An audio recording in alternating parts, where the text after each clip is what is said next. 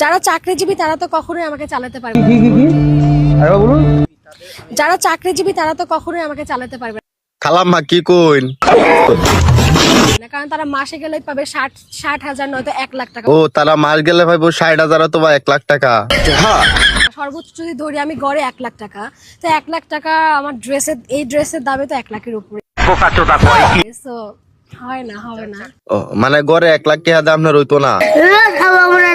ও আমনে ভাই মুকেশ আম্বানির লগে হুতিয়াতা হন রাইতে।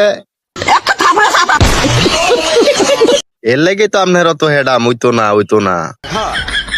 আর যারা চাকরিজীবী তাদেরকে আমি ছোট করছি না। না যারা চাকরিজীবী তারা তো শুরু করছেন না, পিছন দিয়ে ফাইন মাইরা দিছুন।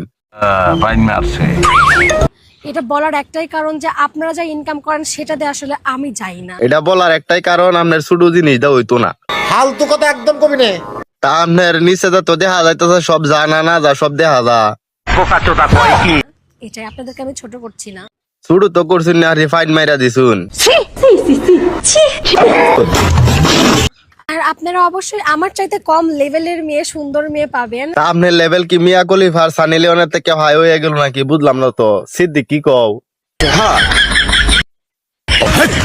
কি বলছিস তুই? মিশা কাকু ধমক দিন কিয়া।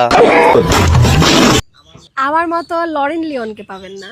ও তার মানে আপনি লরিন লিওন মানে সানি লিওনের খালা তো বোন, আপনি আর হেড থেকে আরো বেশি দামি। তা আপনার লয়ে তাহে কেডা?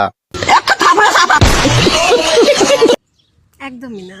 আমাকে পেতে গেলে অবশ্যই তাকে অনেক বড় রিচ ম্যান হইতে হবে। ও আপনারে ভাইতে গেলে বড় রিসম্যান হইতেব, মানে মোটা রিসম্যান হইতেব, লম্বা।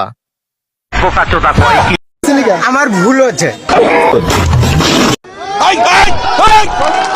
শালার বুতেরা চুপ থাক, তোর মাথা নষ্ট। শালার বুতেরা, শালার বুতেরা, আরে বাড়াই দেওয়া হয় না।